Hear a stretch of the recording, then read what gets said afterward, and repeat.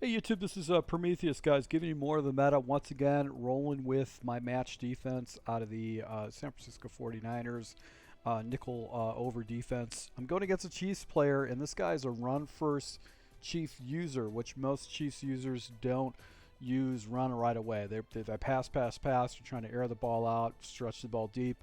This guy was everything is underneath, and then he would try to hit me up top. So this is somebody you'd run into if they're playing Cowboys where they're really run focused, and then they'll try to take a shot over top.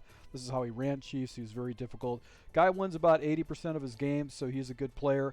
If you guys are looking for ways to take your game to your next level, like you can actually go ahead and check out some of the ebooks that I have online. I just released the Packers offensive playbook. Comprehensive breakdown down to red zone plays to how I run my doubles mega scheme. So you want to check that out. And I've also had a lot of people that have purchased the alternate spread offense, which is a unique way to run spread too. So let's go and jump into this gameplay. Show you guys how I ended up getting a win against this guy. He was a very, very good player. Made really good decisions offensively, and he was very hard to stop. So always when I set up my offense, I'm setting up match base line is probably the most important things. Come out of cover 9, could show 2. I use cover 3 hard flats is one of my quick audible plays, and then out of the huddle, I'm going to be using cover 6. So right here, he's got basically 2x2 set. So he's got his 1, he's got his 2 over here, he's got a 1 and 2 over here.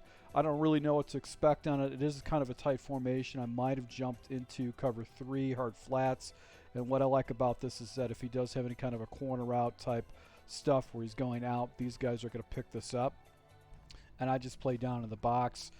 He actually tries, I think, a counter play. This is the first of 2 times he does it. It was one of the few running plays that I pretty much bottled up. He did pick up a first yard on that, even though he shouldn't. Now he actually jumps into basically, a trip set. So typically what I like to do is I'm going to motion or put my line over. I'm going to drop this guy into a hard flat. And then I'll take my deep third and put this guy into a deep third over here. I'm going to user this guy and look for anything that's coming over the middle of the field, and I'll seal that off, and then just try to check down for anything underneath. And you can see he's making audible adjustments and stuff like that in this type of situation. The clock is melting down, and he actually went to an inside zone, catches me out of position, and he picks up 9 yards off that particular carry. It could have been a first down. So that was very surprising. Usually most players, when they go into those type of plays or that type of situation where 2nd and 9, they'll start passing. They usually won't use a run play in that type of situation. So see him go ahead and run the ball and just do an inside zone in a 2nd and 9 was a unique play, and it became kind of an issue with me defensively stopping this guy. So once again, this is how I set this defense up, and I set this up just because I want to go ahead and take care of any kind of a crossing route that goes underneath, and I'm worried about just a standard verticals play. That's usually what a lot of people like to jump into, or different variations of that. But this guy was run first, I believe. I think in the first 6 plays, he basically ran against me, and you could see I had solid pass defense, but he was just running the ball. So I think he spent a lot of his time maybe setting up his blocking, IDing the mic, his double teams, to be a little bit more effective with the run. So right here, I shift my guy over a little bit, I center my guy, and then I pull him back out, and then I think I pulled him back in because I want to do whatever I can to kind of stop his run. So I bunched up my linebackers so they didn't really get picked up on the outside, and I'm able to go ahead and force him back on the inside. He picked up 2 yards off of that particular play, even though he was pretty much in the backfield. And now I actually go ahead and go into, he's got basically an I-form formation. He's got the strength of formation over here. So typically what I do is I'm going to go ahead and bunch down my line. I'm going to shift it over to the tight end side. And I'm going to take this guy and put this guy down into the box. And this is my gap right here that I've got to shoot for running. And if he does bounce out, my hope is that he's got leverage. He'll be able to get in and do a run fit. Now, another responsibility I like to do is I want to protect myself over the top with a streak play. So a lot of times what I'll do is I'm going to go ahead and man this guy up with this guy. So that's a kind of an adjustment. But there's one adjustment I did not make that actually benefited this guy. So you can see I'm aggressively in the box. I'm biting down against the run to try to get underneath the run. And now he's in play action. and he's got this guy going into a flat. He's got a crossing route that's going to go over the middle, and then he's got just a basic streak. My responsibility is to get underneath this crossing route and try to not let that guy hit me with a crossing route, but he actually takes a shot at the inside and dots me up with Mahomes. Really, really good read, really good decision. A lot of times people wait for that crossing route, and usually I can take that away and then put him in a bind with that, and I do have stuff underneath. So he goes into basically just an inside zone. I get some pretty good leverage on that. And anytime I see any kind of a tight formation, I usually stick with cover 6 and I man these guys up. And then I'm going to go ahead and take the defensive line and spread them out with the anticipation that if you want to run up the middle, that's fine, because I'm going to take this guy down in the middle to go ahead and fill any kind of blocks. And a lot of times what I'll do is I'm going to put this guy into a hard flat. I'll put my coverages underneath. So if he tries to throw like any kind of a bench concept, that's going to take care of it. He actually runs mesh, and pretty much everything's taken care of. He did have this open. That was a smart read. So he didn't miss. He missed the wheel, but I think because this guy was sitting here, that threw him off. And what he does is decides to scramble with his quarterback and basically get 10 yards on a scramble. So now I'm going to deal with someone that will scramble with his quarterback, but also run the ball too. So that's kind of a challenge. I was a little bit frustrated with that scramble. He takes off once again with the inside run because I think I'm QB containing. Picks up another first down, so it gets me a first and goal situation. So I bunch up my line with the anticipation saying, hey, you're not going to run the ball on the inside. I'm able to go ahead and tackle him short of the goal line. He gets a second and goal. He goes into a heavy set. I'm in basically 43-61. Bunch up. He goes with a halfback dive, or fullback dive. It did not work for him on that, and now he jumps into a spread formation. So I'm going to stay in this quarters defense, and the reason I'm staying quarters defense out of the 43 or the 61 defense is because he's not going to beat me over the top of this coverage. Take these guys on the outside, put these into flat zones, and I got a curl flat to take this up. I don't think I really had a lot of time. I might have put this guy in a hook zone. I don't know for sure, but I want to bunch this line up and QB contain. And slide my guys over to make sure he doesn't do that. And right here is actually he's looking for the slant, but he actually just runs with his quarterback. So he was killing me with both of them. It put me in a situation where I had to spy up one of my defensive ends to basically take away the QB run up the middle. He wasn't going to the outside; he was just running up the middle. So right here does a nice little base play, which is basically a power O. Got some pretty good blocking here, and here's the setup that I like to do with these type of sets. What I'm going to do is I'm going to man these guys up, knowing that they're going to help me over the top, and I don't really have to worry about these guys getting beat deep. They're going to have that responsibility. I'm going to take my line and shift it off to the right to take away his run, and then I'm going to take these guys and I think I'm going to slide them over, and then I'm going to take this defensive end right here. I'm going to take this guy and put him in a hard flat. So if the running back goes to the outside, I've got a guy to take that.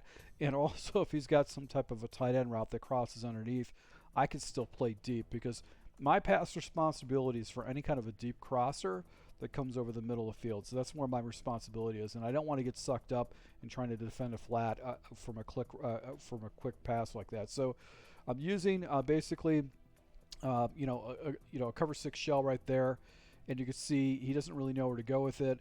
He tries to check it down, or tries to get it to the running back, but he has nowhere to go with it, and he smartly gets rid of the ball. So that was a good read by him. Great defense by me to lock it up. So setting up the defense again, I motion my guys over. I've got the hard flat out there, and you could see actually jump down into the gap as he tries to quick snap me with the inside zone and get him in a 4th and 2. And now he no huddles me, and I start freaking out on defense to just go to the same base defense. And I've got a match process right here. I've also got this hard flat. So I need to basically go ahead and cover up some of these routes. And look what he does with his quarterback. Runs for another first down with his quarterback. So it was a cat and mouse game. It was chess. I did this, he did that. I did this, I did that. And I was kind of in a bind where I like to rush more people against an opponent. But because he was running with his quarterback efficiently, it was very, very difficult. That was the second time he came back to me with a counter play, and it was all bagged up. He really couldn't do that. So now I go into palms. Anytime I see empty formations, I usually jump into palms, and I think this is the first time I decide to go ahead and put this guy into QB spy, and I've got QB contains going on. So if he goes to the outside, my guys are going to scramble. So you can see the contain. Basically, he's falling back. He's looking for his reads. Pretty much all the routes are all locked up, and he actually goes ahead, and I tackle him for a 3rd and 12. So I got this guy underneath the gun. Right now, I'm thinking, okay, I haven't shown this guy any kind of pressure. I'm going to come out of the cover 3 seam. This play is something I typically don't use in my defense, and I'm going to go ahead and hit this guy with just a 6-man blitz, and bring my safety down to go ahead and play the 3rd wide receiver. So you can see I've got this set up with a 3-man blitz. I get a nice inside release with my linebacker, and he's rushing right now. He's got nowhere to go with the ball, and I'm able to go ahead and get him at a 4th and 12. So now here's my opportunity. Here's my opportunity to go up on this guy. Basically, he comes back into the trip set. I'm on the wrong defender, and he actually quick snaps me, and I did not set up my flat defender out here. So I have to carry with this tight end because he's got an easy check down. So I have to follow with the tight end. I do, and he dots me up. Look at this, bracketed coverage. He dots me up underneath and gets a huge play right there with his wide receiver. So really good read by him. I just didn't set the defense up correctly. You know, if he would have scrambled for 12 yards, that would have been a hard call for him to get that. But that's one of the disadvantages of you know, not having a good defensive setup against your opponent. Probably the smarter thing for me to do is maybe jump into like a cover 2 type shell. But that was a quick snap, and it worked very well for him. So whenever I see tight formations, I always think someone's going to be using mesh. So that's usually what I'm thinking with mesh. So I always like to use this cover 3 hard flats to try to go ahead and confuse people. And he had the running back. He was waiting for the deeper routes to develop, and right here he takes a massive sack. 3rd and 23. So now I've got another shot to basically go ahead and get a possession from this guy. So I just go into just a basic. I go into more of a heavier blitz. I want to put this guy behind the sticks. So my responsibility is to make sure that this guy doesn't get past me. So I have to kind of play off the edge. I do have QB contains right here. He does block his running back, and I'm seeing this route coming underneath. I go ahead and check down for that underneath route. The seams were open, but I think he was forcing it to someone he knew was going to catch the ball, and he actually picks up a good 11 yards on a pretty good play. No huddles me in this, and basically I was just a little bit upset that I was able to give him half a chunk of yards back here. So now I jump into cover 9 with this, so I've got over the top coverage. My responsibility is to relate to this guy off to the left. I think I'm trying to set up a flat route, and I get myself out of position, and he dots me up right there. And that one defender actually got out of position because his responsibility is to chase down that tight end route. So against cover 9, it was a good dot, a good quick snap, and I wasn't prepared for it. So he goes into this bigger play, and basically with palms. If I don't put this guy into a deep 3rd, he's playing Meg, and that's man everywhere your guy goes.